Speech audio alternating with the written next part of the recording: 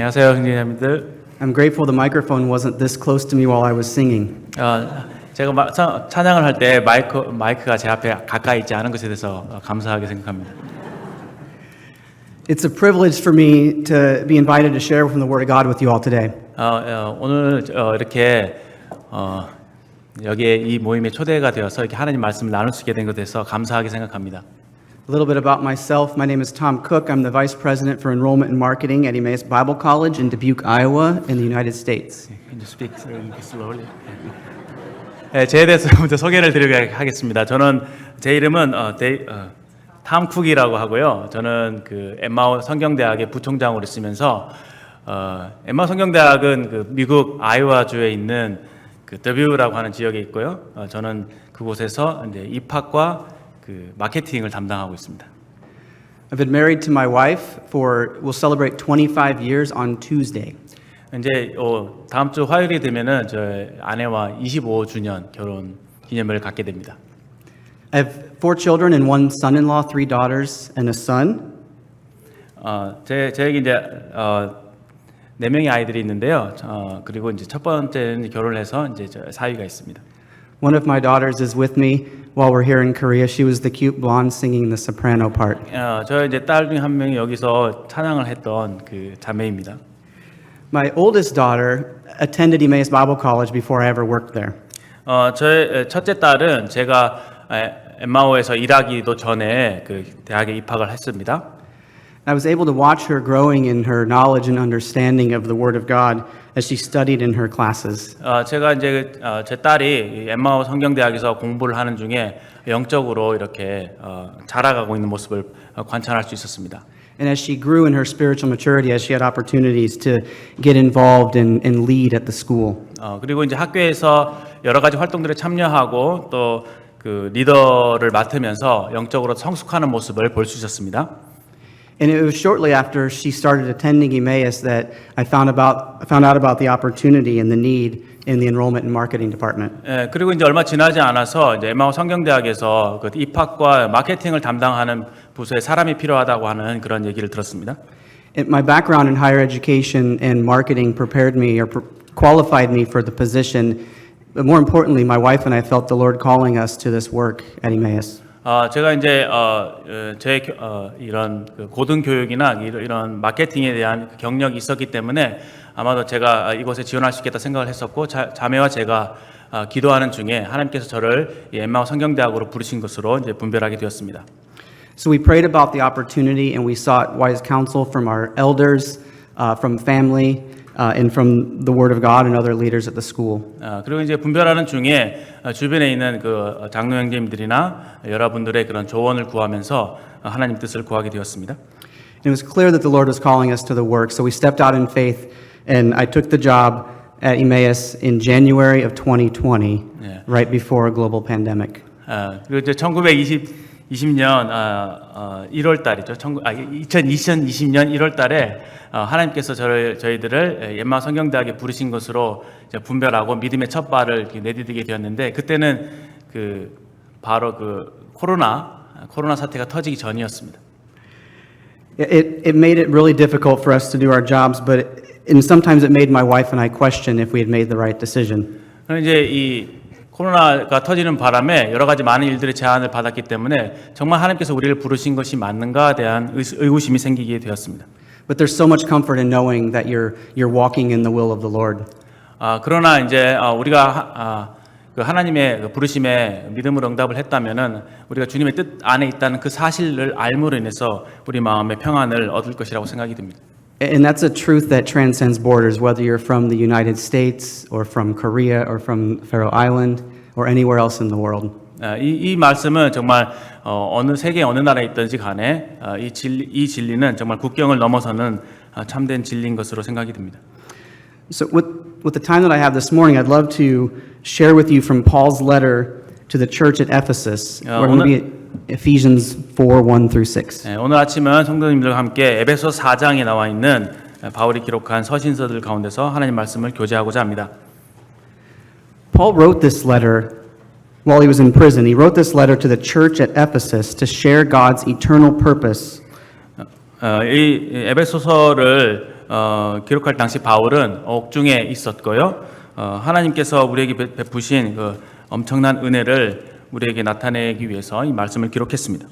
His purpose to establish and to complete his body, the church. 그 바울의 목적은 하나님 목적은 그 하나님의 그리스도의 몸인 교회를 이렇게 세우는 것이었습니다. And Paul spends most of the first 3 chapters sharing about the great blessings that God has lavished on this church as a result of God's love for them.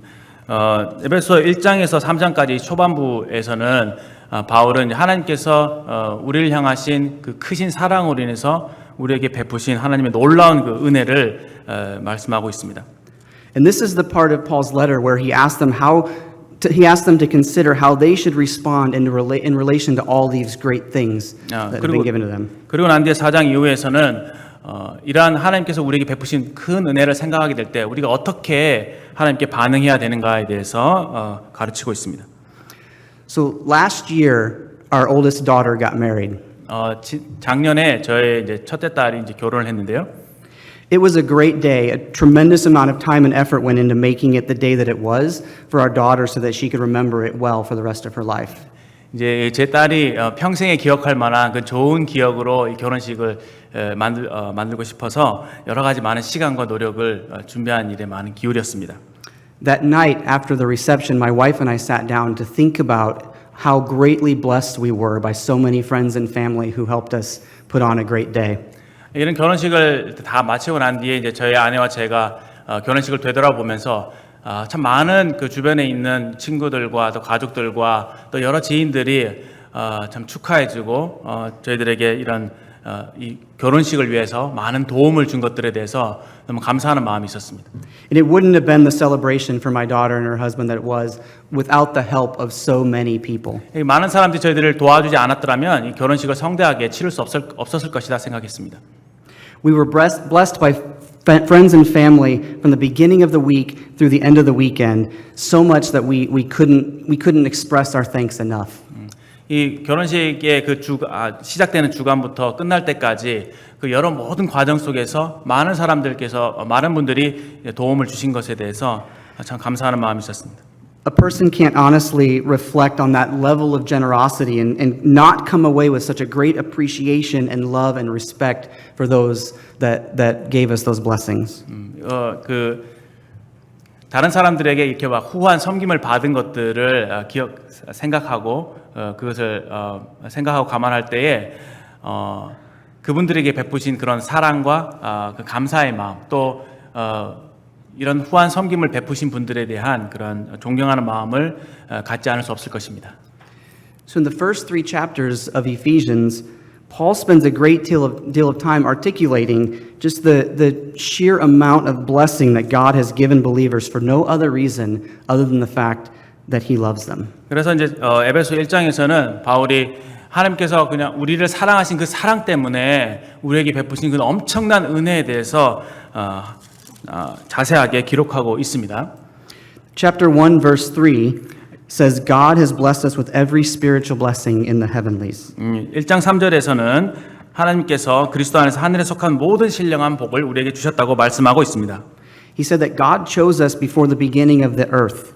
하나님께서 창세전에 우리를 택하셨다고 말씀하고 있습니다. And that we would be adopted into God's family as sons and daughters. We're eligible for the full inheritance of God as sons and daughters. 우리는 하나님의 자녀들로 이렇게 영접이 되어졌고 또 하나님께서 우리가 하늘의 기업을 이을 만한 그런 충분한 자격을 허락하여 주셨습니다. And in chapter 2, Paul reminds us about our previous state. 그리고 이제 2장에 왔을 때 우리가 과거에 어떤 사람이었는가를 드러내주고 있습니다. Remember, we were dead in our trespasses and sins without hope, walking according to the world. 우리는 허물과 죄로 죽어 있었고 또 이 세상 풍족을 따라서 공중의 권세 잡은 자를 따라 살던 그러한 불순종의 자녀들이었습니다. But only because of God's great love, it says that we are raised up and we're seated with Jesus. 그러나 이제 하나님의 은혜로 말미암아 우리가 그리스도와 함께 살리심을 받았고 그분과 함께 하늘에 앉히신 바 되었습니다. And again, this is talking about our relationship with God. 계속 해서 우리의 하나님과 우리가 어떤 관계에 있는지를 말씀하고 계십니다. Chapter 2, verse 8 is really close to the good news message summed up in one verse. 2장 8절은 아주 유명한 구절인데요. 성경 그 하나님의 복음을 아주 잘 요약하는 부분이라고 생각이 듭니다. It says, "For by grace you have been saved through faith, and that not of yourself, but it is a gift of God." 너희는 그 은혜를 인하여 믿음으로 말미암아 구원을 받았으니 이것이 너에게서 난 것이 아니요 하나님의 선물이라. Not as a result of works, so that no man may boast. 행위에서 난 것이 아니니 이는 누구든지 자랑하지 못하게 하려 함이라. We're saved by God's grace through faith in Him, and there's nothing that we can do to earn it, or else we'd be able to glorify our own works and not God and His grace. 우리는 하나님의 은혜로 말미암아 믿음으로 구원을 받았고 이것이 우리 행위에서 난 것이 아니기 때문에 우리가 우리 자신을 자랑하거나 우리 자신을 이 구원에 대해서 우리의 행위를 나타낼 수가 없을 것입니다. So it's with this blessing in mind that Paul begins the second half of this letter to the church in Ephesians in chapter 4. 이런 것들을 생각하면서 이제 바울이 에베소 4장에 와서 우리에게 실제적인 교훈을 주고 계십니다. Chapter 4 is the turning point in Paul's letter to the church. 이 4장은 여기서 전환점이 이루어지고 있는데요. He just wrote about all those incredible things that have been heaped on us because of God's love for us. So how should that make us want to respond? 이제 이 1장에서 3장까지 하나님께서 우리에게 이렇게 많은 은혜를 베풀어 주신 것을 마음속에 자세히 생각하게 될 때에 이제 우리는 어떻게 하나님께 반응해야 될 것인가에 대해서 우리를 안내하고 있습니다. When my wife and I thought about the gifts that were given to us and our daughter for her wedding, we talked about how it makes us want to do so much more for those people that helped us out. 저희 자녀의 그 결혼식에서 주변에 많은 분들이 도와주시고 시간을 내주시고 섬겨주신 것들을 마음속에 생각하게 될 때에 이제 이런 은혜의 빚진 자로서 다른 사람들을 우리가 어떻게 섬겨야 될 것인가에 대해서 우리가 생각하게 되었습니다. We understand that's not the purpose of their generosity, of those who gave us those gifts of the blessing of money and time and efforts, but our natural response was to want to give back and return that favor. 이렇게 많은 시간과 여러 가지 섬김들을 보여주신 것들을 저희들이 감사한 마음으로 받게 될 때 우리가 자연스럽게 이제 다른 사람들에게 그런 것들을 또 섬기는 그러한 반응을 일으키게 될 것입니다. God doesn't want us to repay the blessings that He's lavished on us. 하나님께서 우리에게 베푸신 은혜에 대해서 다 100% 이제 보답하기를 기대하지는 않으실 것입니다. In fact, even if He did want us to, there's no way that we possibly could. He has given us everything, and we have nothing to give Him. 근데 하나님께서 만약 그렇게 우리가 보답하기를 바라신다 할지라도 우리는 아무리 노력한다 할지라도 그 은혜에 대해서 다 보답할 수 없을 것입니다. So how should we respond? 그렇다면 정말 어떻게 하나님께 우리가 반응하고 보답해야 할까요? Here's what Paul says, verse 1. He says, I implore you to walk in a manner worthy of your calling for which you have been called. 그래서 이제 4장 1절에서 바울은 성도들에게 너희가 부르심을 받은 일에 합당하게 행하라고 권면하고 있습니다. Our walk is sort of the key word in the second half of this letter to the Ephesians. 이제 이 에베소서 후반기에 핵심 단어라고 하면은 이제 이 행한다라고 하는 단어입니다. The word that Paul uses gives a sense that we're to conduct our lives in this way. 이제 우리 삶에서 어떻게 우리가 살아야 하는지, 어떻게 행동해야 되는지에 대한 교훈을 주고 계신 것입니다. We're encouraged to walk in a manner worthy of our calling, or to conduct our day-to-day life in a way that's worthy of what we've been called to do. 이제 우리가 하나님께서 우리를 부르신 그 부르심에 걸맞는 그런 방식으로 우리의 삶을 살아가야 되고 우리가 행동해야 된다는 말씀입니다. Ephesians 4:17 says that we no longer walk as we used to walk. 4장 17절에 보면은 우리 그 전에 이방인의 허망한 것을 행함 같이 행하지 말라고 말씀하고 계십니다. And then Ephesians 5 verse 2 says to walk in love as Christ loved you. 하나님께서 우리를 사랑하신 것 같이 사랑 가운데서 행하라고 5장 12절에 말씀하고 있습니다. 5:8 says to walk as children of light, no longer in darkness. 이제 어둠이 아니라 주 안에서 빛이기 때문에 빛의 자녀들처럼 행하라고 또 교훈하고 있습니다. 5장 8절이죠. There's a lot that's said in the last half of Ephesians about how we're to conduct our lives. 이제 이 앞에서 우리가 과거에 어떻게 행했는지에 대해서 자세하게 설명해 주셨습니다. But for now, Paul is imploring us to walk in a way that's worthy of our calling. 그러나 이제는 우리가 부르심을 받았기 때문에 그 부르심에 합당하게 생활하도록 우리로 권면하고 있는 것입니다. That word worthy has this meaning of a worth that matches the actual value of something. 여기 합당하게라고 하는 말은 어떠한 그 실제적인 가치, 그 부르심에 대한 실제적인 가치에 걸맞는, 어울리는, 그 일치하는 그런 종류의 삶을 살라고 하는 것입니다. In this case, Paul is saying because God has done all of these things for you, because he's lavished us with every spiritual blessing and saved us when we couldn't save ourselves. 이제 이 경우에는 우리의 경우에는 우리가 우리 자신을 구원할 수 없을 때, 우리가 연약할 때 하나님께서 우리를 사랑하시고 구원하셨기 때문에 또 우리를 주님의 은혜로 불러 주셨기 때문에 Then our desire as believers in Christ should be to walk in a way that demonstrates our appreciation for the gifts of grace and mercy that have been given to us. 우리의 이제 자연스러운 반응은 이렇게 우리에게 베푸신 그 하나님의 은혜에 감사하는 그런 감사하는 마음으로 하나님의 명령에 순종하여 살아가는 삶인 것입니다. And in my opinion, Paul is the perfect person to deliver this message. 바울은 이 말씀을 전함에 있어서 가장 적합한 사람이라고 생각합니다. Remember, Paul is writing this letter from prison. 바울이 이 말씀을 옥중에서 기록하고 있음을 기억해 보십시오. He has a level of authority to exhort these young believers in a way that is shown out in the way that he walks. 바울은 이런 권면을 함에 있어서 자신에게 어떤 많은 권위를 가지고 말씀하고 있습니다. Paul is in prison because of his walk with God, because he followed God and spreading the gospel. He was put in prison. 바울은 하나님을 따르고 순종했고 그에 따라서 복음을 전했기 때문에 지금 옥에 갇혀 있는 것입니다. For Paul, it's not only do as I say, but do as I did. 바울에게 있어서 바울은 내가 말한 대로 행하라고 말할 뿐만 아니라 내가 행한 대로 너희도 행하라고 우리에게 권면하고 있습니다. If I wrote a letter to my church back home about how to maintain a healthy, well-balanced diet, not many of them would take that letter very seriously. 제가 만약에 저희 교회에 있는 성도님들에게 여러분들 아주 건강하고 몸을 건강하게 잘 유지해야 합니다라고 만약에 가르친다면은 저는 그 말씀을 가르칠 만한 자격이 없는 자일 것입니다. I don't have a lot of credibility when it comes to that subject. 이러한 문제에 있어서 저는 신뢰할 만한 사람이 아닙니다. I much prefer Korean fried chicken or the delicious street food than vegetables like broccoli and carrots. 저는 이제 뭐 브로콜리나 어떤 당근과 같은 그런 야채보다는 이제 한국 치킨이나 또 여러 가지 많은 그런 안 좋은 음식들을 더 좋아하기 때문입니다. However, if I wrote a letter about the value of Christian higher education preparing your children for adulthood, perhaps some families would listen to what I had to say. 저는 이제 뭐 기독교 교육이나 뭐 이런 분야에 있어서 저 형제자매들과 나눌 수 있을 것 같습니다.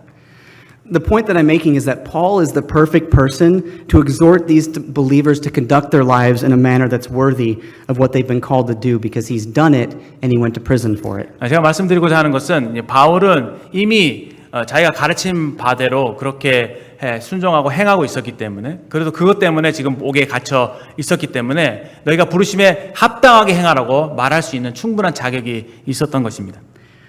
In verse 2, Paul highlights these outward characteristics that would demonstrate that you're walking in a manner that's worthy of your calling. 이제 두 번째 2절에서는 이제 우리가 부르심에 합당하게 행하는 일들은 구체적으로 어떻게 해야 되는가에 대해서 말씀해 주고 계십니다. If you are living your life in a way that matches the actual value of your calling in Christ Jesus, this is what it would look like.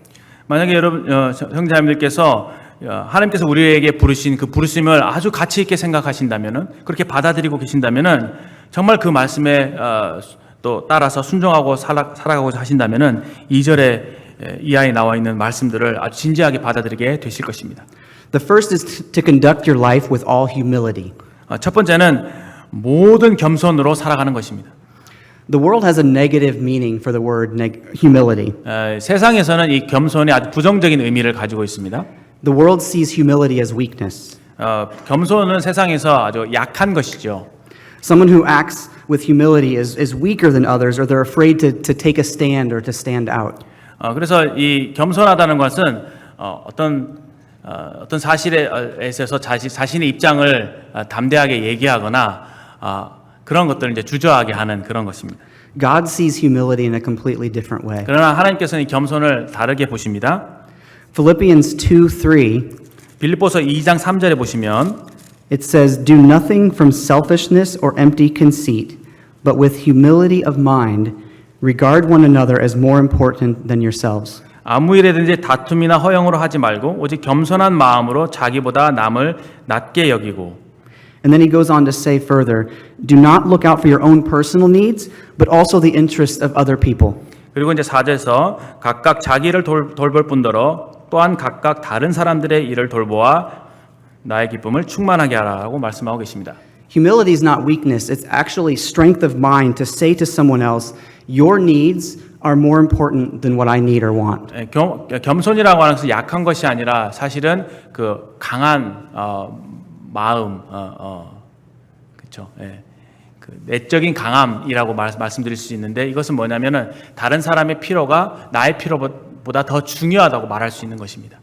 There are some great people with great authority who are filled with humility. 예, 여기 제가 알고 있는 분들 중에서 아주 권위 있는 분이신데 아주 겸손하신 분을 제가 소개하고자 합니다. Former United States President George W. Bush was once asked, "What do you think it takes for somebody who wants to be president?" 이제 미국의 전직 대통령 중에 조지 W. 부시 대통령이 계시잖아요. 그분께서 이제 어떤 질문을 받으셨습니다. He responded with one word, humility.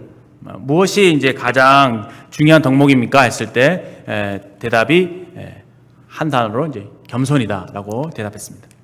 He said, "I think it's really important to know what you don't know and to listen to people who know what you don't know." 그래서 말씀하시기를 가장 중요한 것은 내가 무엇을 모르는지 아는 것이고 그 다음에 내가 모르는 것을 아는 사람에게 기꺼이 듣고자 하는 그런 자세 그것이 중요하다라고 말했던 기억이 납니다. And this verse in Ephesians says to conduct your lives with all humility. So Paul is exhorting us to be completely humble. 여기 이제 모든 겸손이라고 바울은 말씀하시면서 우리로 하여금 참 완전한 그런 겸손 가운데 살아가기를 권면하고 계십니다. That means humble in all things and with all people. Regard all people's needs as greater than your own.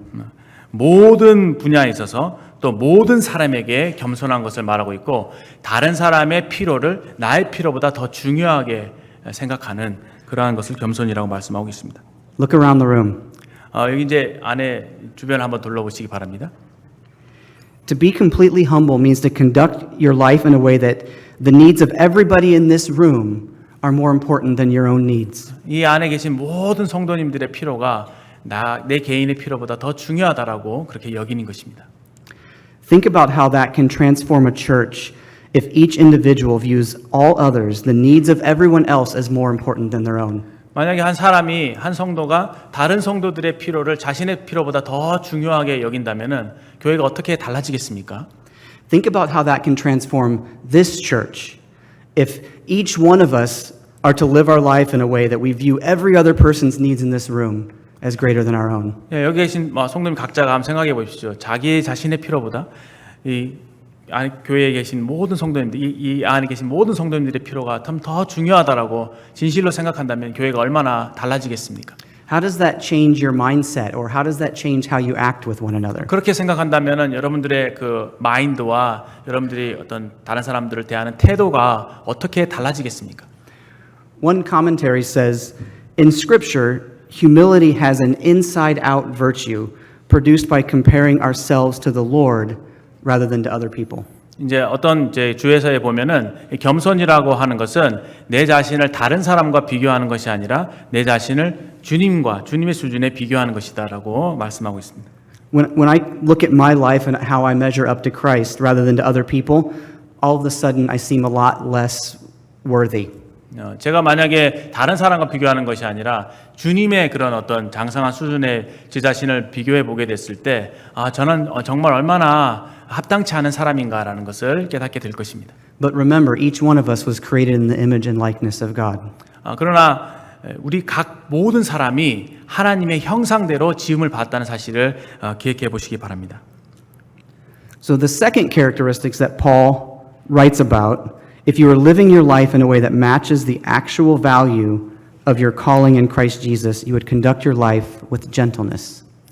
이제 또 두 번째로 이제 우리가 부르심에 합당하게 행하는 데 있어서 필요한 덕목이 이제 온유라고 말씀하고 계십니다.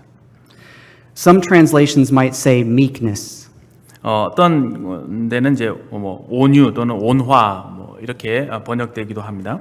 It's a really neat word that can be translated as gentle strength. 아주 부드러운 힘이라고 우리가 번역할 수도 있을 것입니다. Alone, that seems like a bit of an oxymoron, like jumbo shrimp or random order. 이제 약간 모순어법 같이 들릴 수 있습니다. 온유라고 하는 단어가 예를 들어서 작은 거인 그러면 말이 모순이 되잖아요. 그런 것처럼 이 온유라고 하는 단어가 이렇게 두 가지 모순되는 개념을 함께 포함하고 있는 단어인 것 같습니다. But it's not. In this context, Paul is telling believers that they need to act in a way that avoids any unnecessary harshness. Paul is telling believers that they need to act in a way that avoids any unnecessary harshness. 여기 이제 바울은 이제 우리 삶에서 불필요한 그런 어떤 마음에 거친 것들을 제거하라고 우리에게 말씀하고 있습니다. But to make sure that they don't compromise when force or strength is needed. 그러나 어떤 힘이 필요할 때는 절대로 타협하지 말라라고 하는 권면을 하고 있습니다. And this doesn't mean physical strength. Meekness is much, if not more, strength of mind. 여기 이제 온유라고 하는 것은 어떤 그런 물리적인 힘을 말하고 있는 것이 아니라 어떤 마음의 힘을 우리에게 말씀하고 있습니다. Paul, in his letter to Timothy, he exhorts Timothy to pursue gentleness among other things. 이제 바울이 디모데에게 서신을 쓸 때에 다른 모든 어떤 미덕들 가운데서 특별히 온유를 쫓으라라고 권면하고 있는 것을 봅니다. So how do we obtain gentleness? 어떻게 우리가 이 온유한 마음을 얻을 수 있을까요? Only by the Holy Spirit. 성령을 통해서 주어지는 것을 알 수 있습니다. In Galatians, Paul says that the natural deeds of the flesh are things like strife and jealousy and outbursts of anger and disputes and dissension. 여기 이제 갈라디아서에 보시면은 바울이 이제 육체의 일이 분명한데 그거는 여기 보면은 분냄과 당짓는 것과 분열함과 시기와 이단과 이런 종류의 말씀들을 하고 있습니다. These things are not characterized by gentleness. 이러한 덕목들은 이러한 것들은 정말 온유와 어울리지 않는 것입니다. But the fruit of the Holy Spirit is, among other things, gentleness. 그러나 성령의 열매는 다른 모든 것들 가운데 이제 온유가 있습니다. Philippians 2, verses 3 and 4 says that we are to be humble and to consider others' needs more important than our own, looking out for the interest of other people.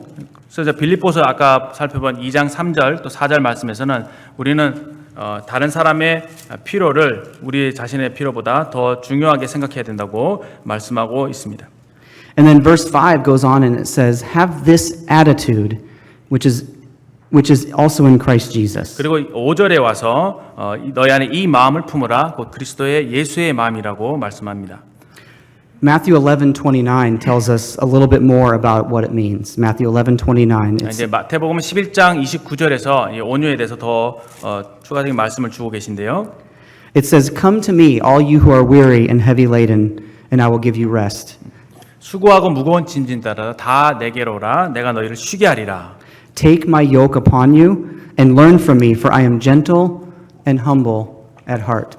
나는 마음이 온유하고 겸손하니 나의 멍에를 메고 내게 배우라. 라고 주님이 말씀하십니다. Humility and gentle strength are characteristics of Christ and should be what we strive for. 겸손과 온유는 바로 예수 그리스도의 인격이시고 예수님의 속성임을 우리가 알 수 있습니다. Finally, if you are living your life in a way that matches the actual value of your calling in Christ Jesus, you would conduct your life with patience, showing tolerance for one another in love. 그리고 난 다음에 우리가 부르심에 합당한 삶을 살기 위해서 필요한 것이 이제 오래 참음이라고 하는 것입니다. Some translations use the word long suffering. 다른 곳에는 이제 뭐 인내, 또 오래 참음 이렇게 번역을 할 수 있는데요. You may have heard if you ever want to test your patience, you should pray for patience. 이제 인내를 시험하는 The only way that we can show our patience is to go through trials. 저희가 이제 인내가 있는지를 우리가 시험하려면은 우리가 어떤 시련을 통과해 보면은 우리가 인내가 있는지를 알 수 있죠. In this context, Paul here is asking believers not to only walk in patience, but to be patient, showing tolerance for each other in love. 여기 이제 오래 참음으로라고 했는데 이 오래 참는다는 것은 어떤 이 어려움을 견뎌내는 것뿐만 아니라 다른 사람에 대해서도 이렇게 오래 참아주는 그런 것들을 말씀하고 있습니다. This can be phrased another way as bear with one another, or have patience with one another, or sometimes putting up with one another. 이제 이 말씀은 이제 뭐 다른 사람에 대해서 인내심을 가지고 대한다는 것 또는 다른 사람들의 연약함을 견뎌내는 것 등으로 우리가 이해할 수 있을 것입니다. Anytime you spend a significant amount of time with someone, there's always a chance that some person or that person is going to do something to irritate you. 예. 만약에 여러분들이 어떤 누군가와 오랜 시간을 함께 보내게 된다면은 나중에 그분이 나에게 어떤 짜증나게 하거나 화나게 하는 그런 상황을 우리가 만나게 될 것입니다.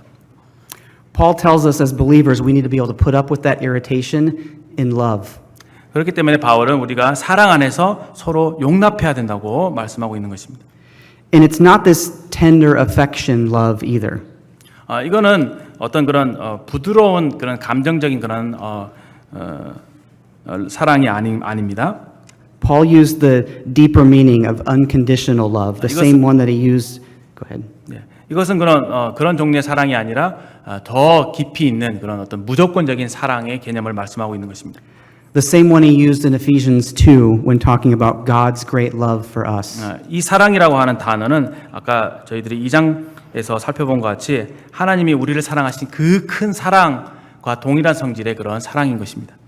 Paul is saying to the church and to us that there are going to be times that someone in the body of Christ does something that really gets on your nerves. 때때로 우리가 이제 생활하다 보면은 우리의 신경을 건드리는 그런 사람들을 종종 만나게 되는 것입니다. Chances are it wasn't done intentionally, but it still kind of frustrates you. 근데 이제 의도적으로 그러한 일들이 우리에게 발생하는 것이 아닐지라도 이렇게 우리를 이렇게 짜증나게 하거나 화나게 하는 일들이 종종 있곤 합니다. Paul says, be patient in that circumstance because of your unconditional love for that person. 바울은 그래서 우리가 이제 하나님의 그 무조건적인 사랑을 받은 자이기 때문에 그 사랑 가운데서 그러한 사람들을 오래 참고 용납해 주라고 말씀하고 있는 것입니다. It's the same love that bonds us all together as the body of Christ. 이 그리스도의 몸인 이 교회를 서로 하나로 연합하는 그러한 종류의 사랑인 것입니다. Because guess what? 왜냐하면요, 생각해 보세요. I don't know any of you personally, but I bet you can frustrate other people sometimes too. 제가 이제 여러분들 개인적으로 알지는 못하지만 아마 다른 사람들 저 자신도 여러분들 자신도 다른 사람에게 이렇게 다른 사람 짜증나게 하거나 화나게 하는 그런 일들을 종종 하곤 할 것입니다. I know I can. Just ask any of the 13 people I've been traveling with. 저희 이제 같이 여행하는 분들 이제 얼마 지나지 않았지만 제가 아마 그런 일을 했을 것이라고 아마 증언해 주실 것입니다. And we're just getting started. 이제 여행한 지 얼마 이제 시간이 어느 정도 지났기 때문에 아마 그런 일들이 앞으로 생겨날 것입니다. But God charges us to be patient with one another, bearing with one another in love. 그러나 하나님께서는 우리에게 이렇게 명령하시기를 우리가 서로 오래 참음 가운데서 서로 용납하고 사랑 안에서 받아주라고 말씀하고 계십니다. And then Paul goes on to explain why this is so important. 근데 또 이제 바울이 왜 이것이 중요한지를 계속해서 설명해 주고 있습니다. That we might preserve the unity in the Spirit in the bond of peace. 여기 평안에 매는 줄로 성령이 하나 되게 하는 것을 힘써 지키기 위해서 이러한 일들이 필요하다고 하는 것입니다. The context of this letter, the biggest potential issue that Paul was likely thinking about was the relationship between Jews and Gentiles. 여기 이제 문맥적으로 바울이 마음속에 염두에 두고 있는 것은 바로 이방인과 유대인의 그 연합 하나됨인 것입니다. Just as Christ broke down barriers between the Jews and the Gentiles, all walls and barriers should be broken down between all people. 하나님께서 이방인과 유대인 사이에 막혔던 담을 완전히 헐어버리셨기 때문에 우리 각 개인 간에 있을 수 있는 이런 장벽들을 다 허무는 것이 합당한 일인 것입니다.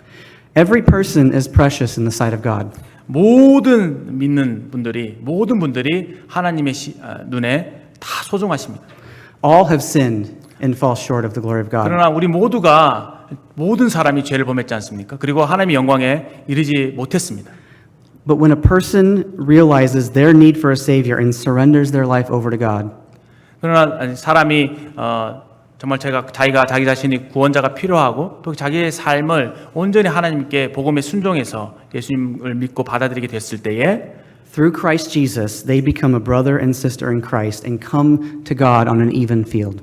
이러한 사실로 이러한 그 예수님 믿었다는 그 사실 하나로 말미암아 우리가 그리스도를 인해서 하나님의 자녀로 또 한 가족으로 연합되게 된 것입니다. No better or no worse than anyone else who's doing the same 또 한 thing. 사람이 그래서 다른 사람보다 더 우월한다든지 더 열등하다든지 이렇지 않다는 것이죠. 다 그리스도 안에서 동등하다라고 성경 말씀해주고 계십니다. Broken yet restored. 우리가 이제 과거에 하나님과 관계가 깨져 있고 우리가 다 망가진 인생들이었지만 이제는 그런 관계가 모든 것들이 회복이 된 그런 성도들인 것을 알 수 있습니다. The Holy Spirit has indwelt believers, making us one body, the body of Christ. 우리 안에 계시는 성령님께서 그리스도의 몸인 교회가 하나가 될 수 있게 하십니다. And in the local church, this unity is critical. 이 한 지역 교회에서 이 연합이라는 것은 아주 매우 중요한 요소입니다. The unity in the spirit of the Spirit in the body of peace, the bond of peace. 여기 평안에 매는 줄로 성령이 하나 되게 하신 것이라고 말씀하고 계시죠. In the Spirit, there is unity and peace. However, because we're all sinners, sometimes we allow ourselves to go against the Spirit. 이제 성령 안에 있을 때 우리가 하나 될 수 있는데 그러나 때때로 우리가 그렇지 못하게 될 때에 이 연합을 깰 수도 있는 것입니다. And this can show itself in the church in the form of jealousy or pride, complaining, gossip, or other hurtful words and actions. 만약에 우리가 그 어떤 교만이나 Pride. 어떤 시기하거나 교만하거나 또 막 불평하거나 또는 수근수근하거나 이런 종류의 어떤 그런 죄악된 그리고 다른 사람의 상처를 주는 그런 말들을 하게 될 때 또는 행동을 하게 될 때에 이런 연합이 깨질 수 있다고 하는 것이죠. Disunity in the church has the ability to kill the effectiveness of the body of believers.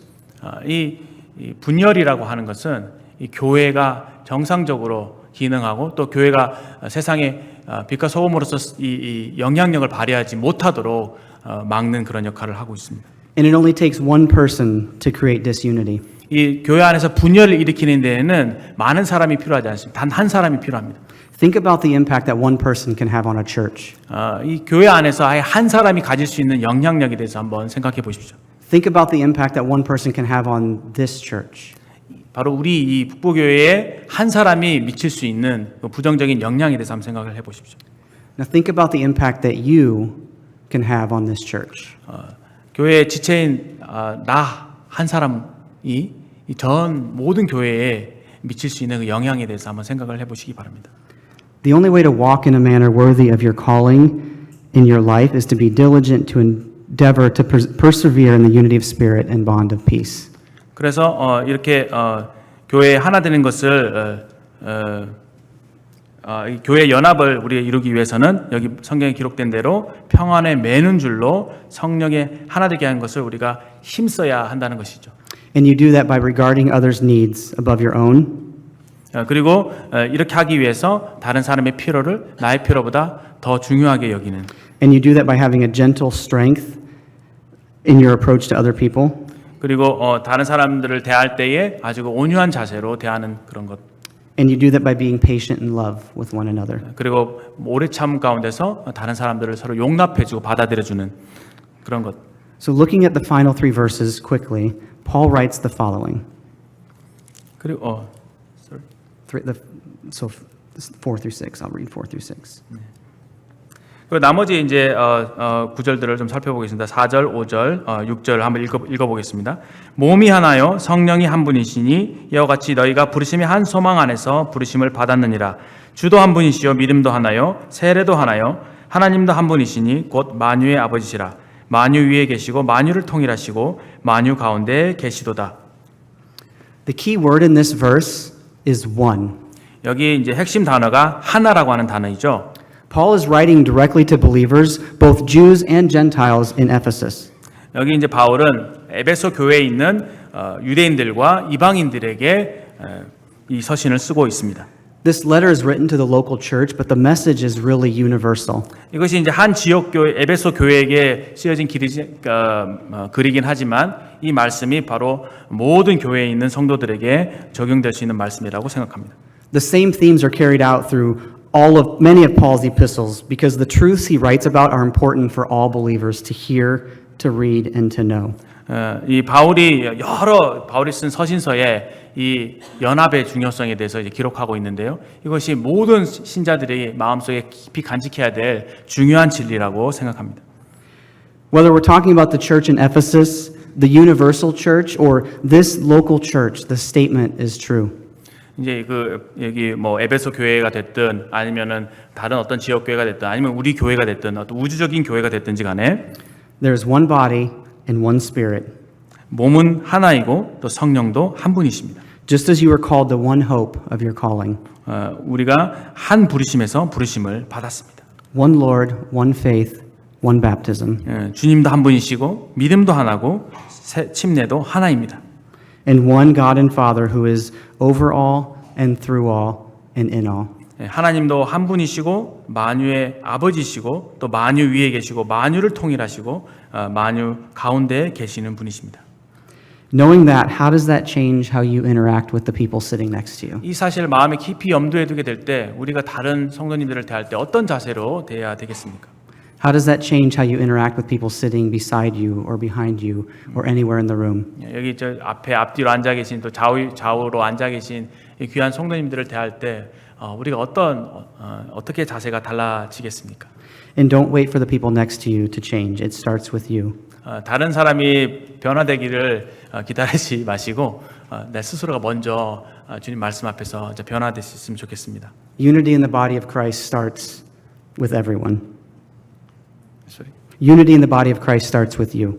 이제 이 교회의 연합이라고 하는 것은 바로 나로부터 시작된다는 사실을 기억해 주시면 좋겠습니다.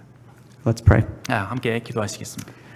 Lord God, thank you for your word that was written more than 2,000 years ago but is still true today. 하나님 아버지 감사합니다. 2000년에 기록된 이 말씀이 오늘 사는 저희들에게 참 진리가 되는 것을 고백합니다.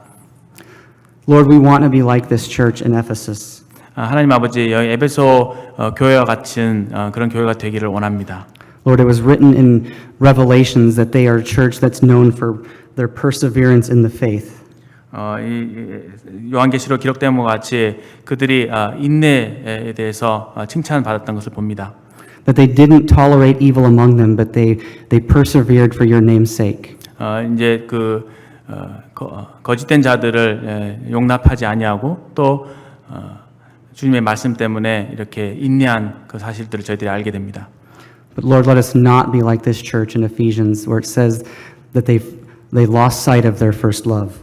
그러나 이제 그들이 첫사랑을 잃어버렸기 때문에 주님께로부터 책망받는 모습을 보게 되는데 우리가 그와 같은 모습을 갖지 않도록 지금 도와주시기를 구합니다. Lord, help us to let our light shine inside and outside of this church building.